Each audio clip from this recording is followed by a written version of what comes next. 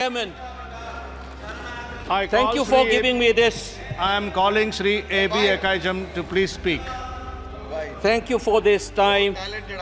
As I get up to speak on a troublesome moment in the history of India that has never happened, called the tragedy of Manipur, which is sought to be silenced by the government. And it is an irony that such an important matter which is sought to be silenced gets an opportunity as the midnight hour approaches. And this reminds me of the fact that people in my home state, the time is 2 hours ahead of Delhi. And we have been dancing on the tune of Delhi and the time that is supposed to be approaching 12 at the moment.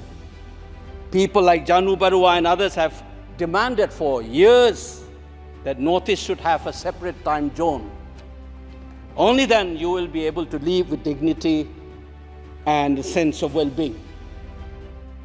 The kind of priority that I can sense is this moment that I get a chance to speak.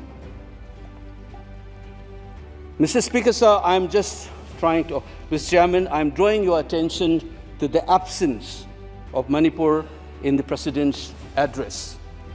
This is not a simple absence. It is a reminder of a Rashtra Chetna which excludes people. You must realize that more than 60,000 people are languishing in relief camp in wretched conditions for the last 1 year.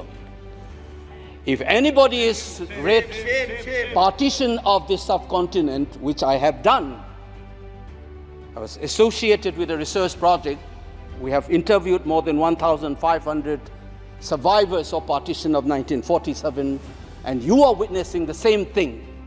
People are living in wretched conditions that I cannot even mention here.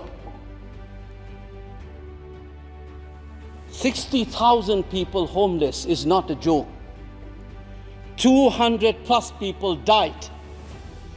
And there has been a civil war-like situations where people are armed to the teeth and roaming around and fighting each other, defending their villages. And the Indian state is a mute spectator to this tragedy for 1 year. I must remind this House that each and every square centimeter of Manipur is covered by a central armed forces. It is one of the most militarized areas in this country where you have more armed policemen than the civil police, besides the armed forces of the Union. Despite this, how is that 60,000 people were rendered homeless and villages in thousands were destroyed? And yet, our Prime Minister remained mute, not even a word. And the presidential address did not even mention that. Shame, shame, shame, shame, shame. And I said that this silence is not normal. It is a reminder of the fact which many scholars have said, that there is a continuity between colonial and the post-colonial period. Today we are observing a day where we begin a new criminal laws, seemingly discarding the colonial heritage. But as Ashish Nandi says, colonialism is a state of mind. It is a psychological phenomenon. It is an outlook, the way you look at the people, the way you look at the world. And the fact that this continuity is shown by neglecting the tragedy of a state, which is the 19th state of the Union. It is amazing to see that I get an opportunity as the midnight hour approaches to register this anguish and this hurt of the denial that this country has meted out to its own citizens in the state of Manipur. I must ask these questions to the House. Is this silence communicating to the people of the Northeast and Manipur in particular that you don't matter in the Indian state scheme of things? Major Laisam Jotin, who was awarded Ashok Chakra while grappling with suicide bomber, was a Manipuri. Who was awarded Ashok Chakra, you are dishonoring his own state.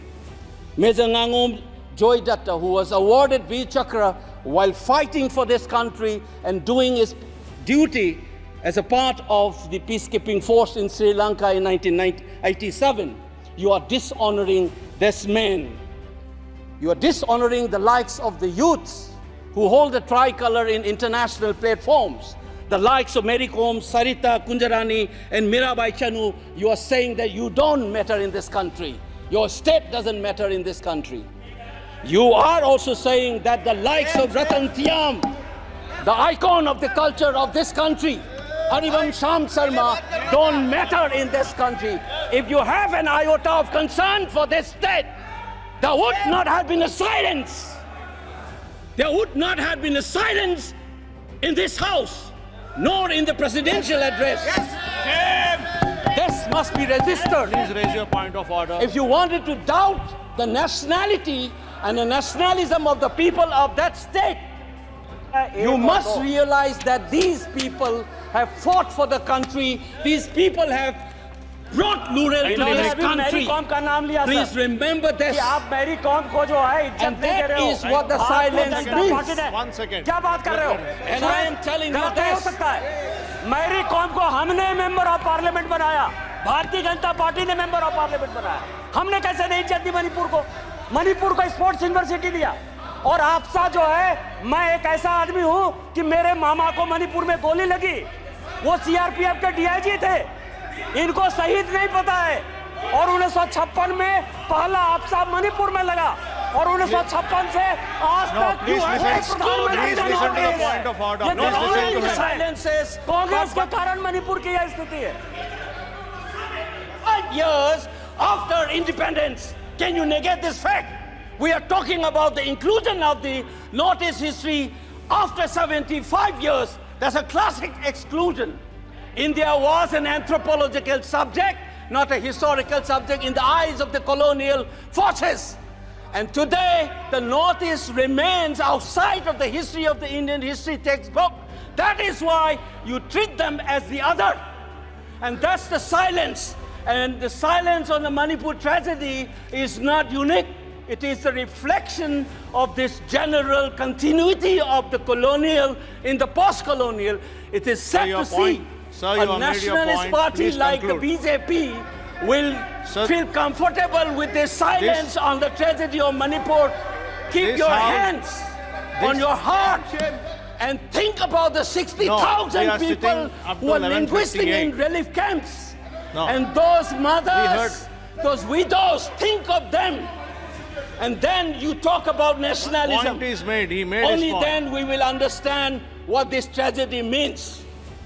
And Mr. Chairman, the hurt, the anger has thrown a nobody like me to be part of this temple of democracy. Beating the BJP cabinet minister, think about the pain. If you hear an anxiety, anguish, and a pain in my voice, please go back and see those 60,000 people linguisting in the relief camp. Don't talk about partition remembrance till you bring that. I would keep quiet the moment the Prime Minister opened his mouth and a nationalist party says that Manipur is part of India and we care for the people of that state. Only then I will accept what is nationalism in our faith.